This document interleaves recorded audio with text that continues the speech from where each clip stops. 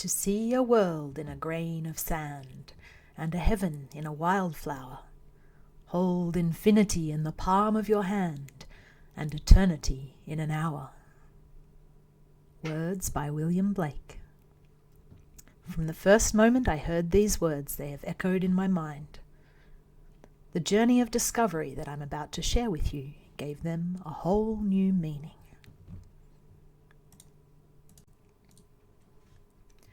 My adventure began with guidance from Hannah of Own Your Own Powers. I'll link her YouTube channel below, as she prepared us to take a trip in our light bodies to visit the Sirius star cluster, to meet our Sirian selves. With her support, I had reached a state of calm consciousness and was preparing for my imagination to take me somewhere. Before I could follow Hannah, however, I found myself pausing her video, as an entity made himself very clearly aware to me, and I had to focus on what he had to say to me. When Hannah explained that we were going to meet our Sirian counterpart or other self, I had imagined some ancient and wise being. The being who presented himself to me, however, seemed young and very animated. He radiated gentleness, humour, and playfulness. He appeared to me as one of the blue aliens you may have seen if you've been watching the kind of videos I have. Only he had a quirkiness to him that seemed entirely his own. The image you see right now is my best attempt to draw him as he appeared in my mind's eye. I've had many conversations with him in the week or two since we first met, and I can tell you these things about him. His species is very long-lived, kind of like elves, so his age doesn't quite translate into human years. For the sake of understanding, he's about the equivalent in his society of about a 25-year-old human. He's young and still has a lot to learn, but not so young as to be considered completely new to the world. He loves to dance.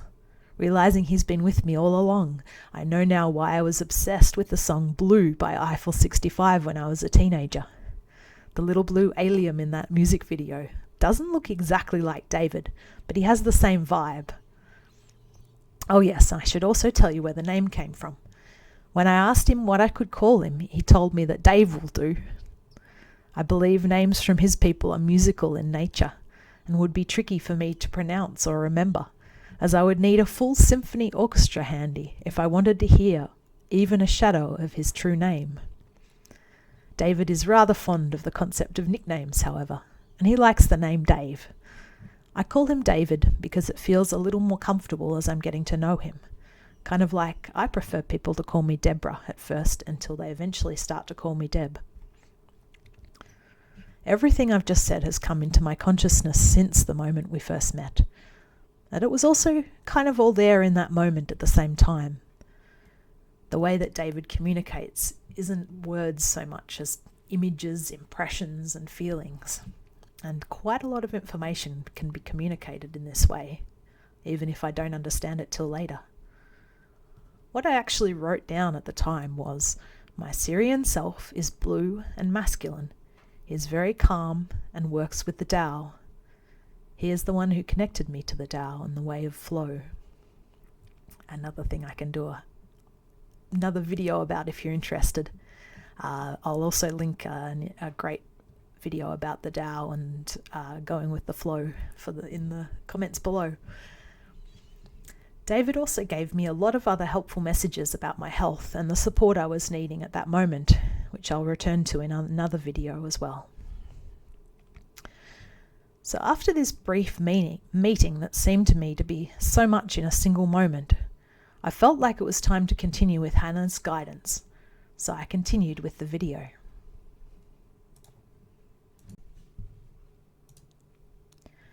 Hannah spoke about travelling in our light body.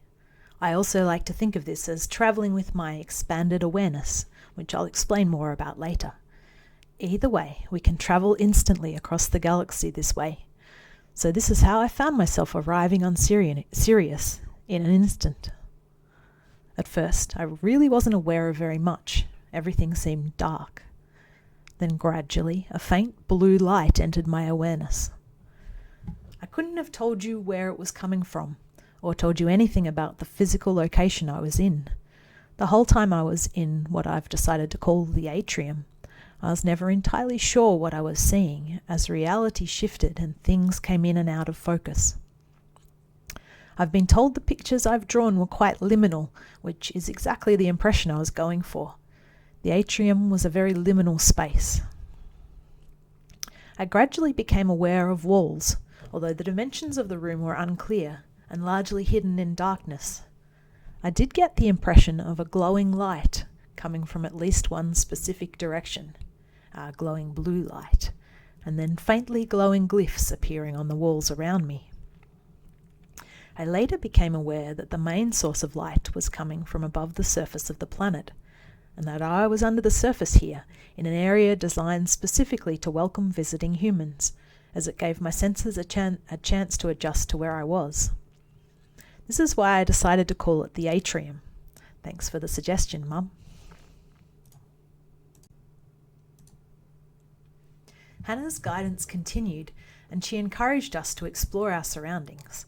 I became aware of a glowing fountain in the middle of a wide-open indoor space. The lighting was still soft and gentle here, so the dimensions of the room were outside my awareness. The fountain was very clear though, and it felt like it was about twice my height. The water splashing down the sides was glowing and sparkling and very cheerful, with splashes and bubbles galore. When Hannah suggested focusing on our senses, I immediately wanted to taste the water. It tasted bitter, but in a pleasant way that reminded me of the idea of earth water full of minerals being super healthy and good for me. By this time, I had paused Hannah's guidance again, as I wanted to write down the impressions I was getting. She'd been prompting us to relax and explore our new surroundings, so I began to let my awareness expand. I became aware of the bright light coming from the surface, and I asked David a little anxiously whether such a bright light was safe for physical beings.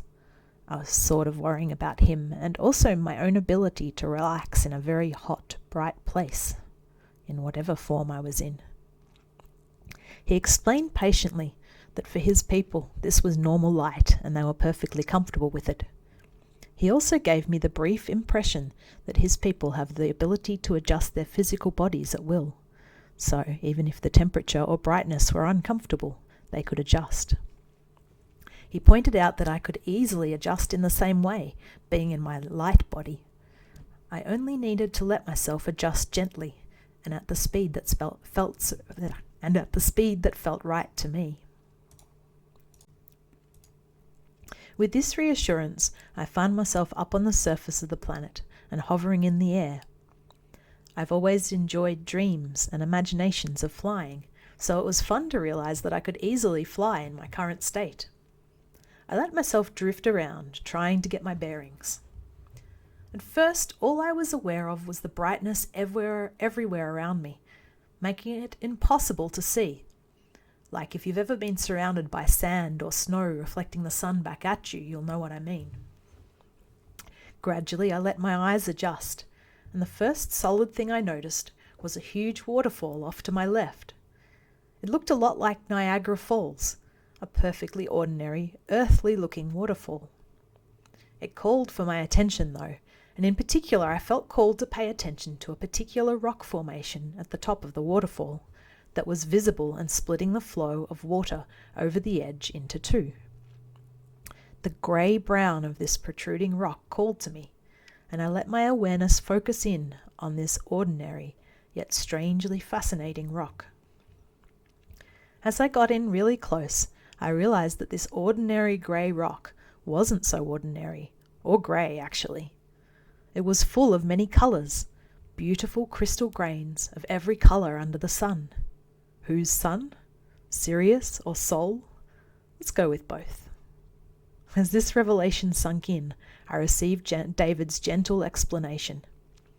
The ordinary grey rock and the earthly-looking waterfall was how my awareness was translating what I was seeing, in order to help me stay focused on what mattered here. The actual landscape around me contained so many amazing sights that I could easily be overwhelmed and distracted from my purpose here if I let myself explore too far. So for now, the landscape around me was going to stay fairly ordinary. The warm glow of the light and my easy ability to fly were the two things out of the ordinary, and for a while I simply enjoyed basking in this freedom of movement and the warmth and the healing rays flowing to me from the sun over Sirius A.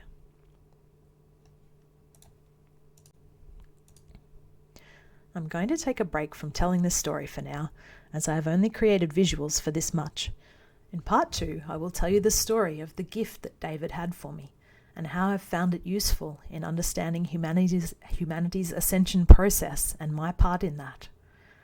I will link part 2 in the comment section below and release them both at once. I look forward to sharing the second half of my adventure with you. Until then, be well, and much love to you, fellow traveller.